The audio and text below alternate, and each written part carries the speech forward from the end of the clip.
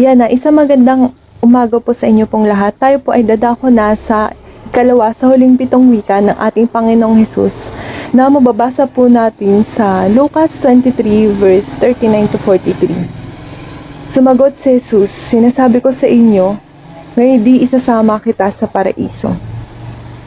Tayo po ay manalangin sa ating Panginoon. Panginoon, maraming salamat po sa araw na ito, sa buhat kalakasan, sa buhat mga biyaya na patuloy niyo pong pinagkakalugad sa amin sa araw-araw. Ngayon po ay ginugunita po namin ang inyo pong huling 7 wika ng kayo po ay ipako sa krus ng Kalbaryo. Panginoon, gabayin niyo po kami ng inyo pong banal na Espiritu sa pag-aaral na inyo pong banal na salita. Pinupuri ka po namin at sinasamba ka po namin sa pangalan ni Jesus. Amen. Ang nasa kaliwang magnanakaw ay nagsimulang kutsain si Jesus, ngunit ang nasa kanan ay sinansala siya at sinabi. Ngunit pinagsabihan siya ng kanyang kasama, hindi ka ba natatakot sa Diyos? Ikaw may pinarurusahang tulad niya. Matuwid lamang na tayo parusahan ng ganito dahil sa ating mga ginawa. Ngunit ang taong ito'y walang ginawang masama. At sinabi niya, Jesus, alalahanin mo ako kapag naghari ka na. Ang ibig sabihin ng kanyang pangungusap ay, hindi ako karapat-dapat sa langit, ngunit sapat nang maalaala mo lamang ako. Ngunit ano bang sinabi ng ating Panginoong Jesus? Mababasa ito sa verse 43. Sinasabi ko sa inyo, ngayon di isasama kita sa paraiso. Ano ba ang ibig sabihin ng pangungusap ng ating Panginoong Jesus? Una, ito ay pangusap ng pag-ibig. Makikita ito sa Roma 5 verse 6 to 10. Hindi tayo nabibigo sa ating pag-asa sapagkat ang pag-ibig ng Diyos ay binuhos sa ating mga puso sa pamamagitan ng Espiritu Santo na pinagkaloob na sa atin. Sapagkat nang tayo may hina pa, namatay na si Kristo sa takdang panahon para sa mga makasalanan. Mahirap mangyaring ialay ni numan ang kanyang buhay alang-alang sa isang taong matuwid, bagamat maaaring may mga has na gumawa nito alang-alang sa isang mabuting tao. Ngunit pinadama ng Diyos sa kanyang pag-ibig sa atin nang mamatay si Kristo para sa atin noong tayo makasalanan pa. At ngayong napawalang sala na tayo sa pamamagitan ng kanyang dugo, lalo nang tiyak na maliligtas tayo sa puot ng Diyos sa pamamagitan niya. Dati, tayo makakaaway ng Diyos, ngunit ngayon, tinanggap na niya tayong mga kaibigan, alang-alang sa pagkamatay ng kanyang anak. Kaya tiyak ang pagkaligtas natin sa pamamagitan ng pagiging buhay ni Kristo. Madali sa taong umibig sa kaibig-ibig at humanga sa kahanga-hanga. Ngunit tanging ang Diyos lamang ang makaibig sa hindi kaibig-ibig. Sabi sa John 3:16, gayon na lamang ang pag-ibig ng Diyos sa sanlibutan, kaya binigay niya ang kanyang bugtong na anak upang ang sumampalataya sa kanya ay hindi mapahamak, kundi magkaroon ng buhay na walang hanggan.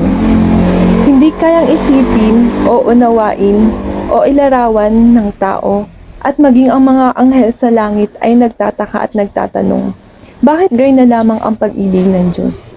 Pangalawa, ito ay pangusap ng pagpapatawad.